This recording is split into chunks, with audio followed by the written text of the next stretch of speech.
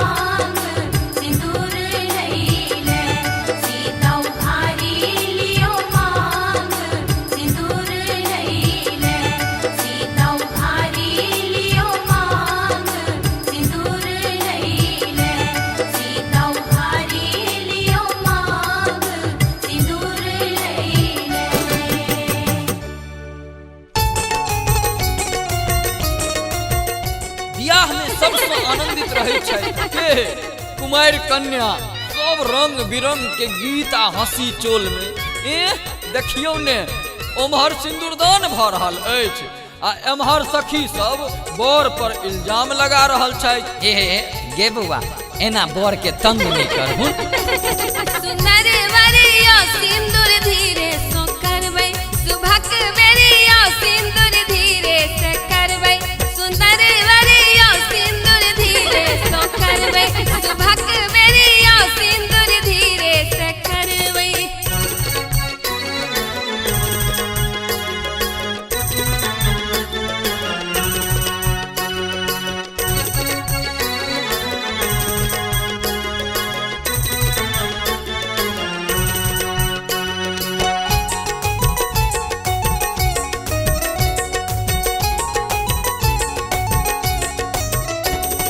हमरा सिया जी के माथे पे टीका अरे हमरा सिया दाई के माथे पे टीका सुंदर वरिया टीका चोरी न करबै सुंदर वरियो टीका चोरी न करबै सुंदर वरियो टीका चोरी न करबै।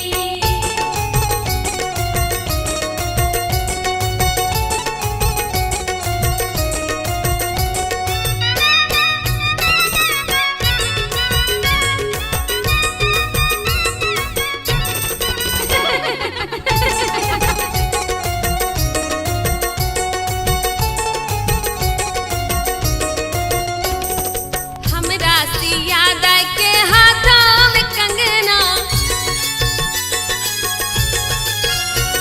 अरे हमरा सिया दाई के हाथों में कंगना सुंदर वरिया कंगना चोरी न करबै सुंदर वरियो कंगना चोरी न करबै सुंदर वरियो कंगना चोरी न करबै।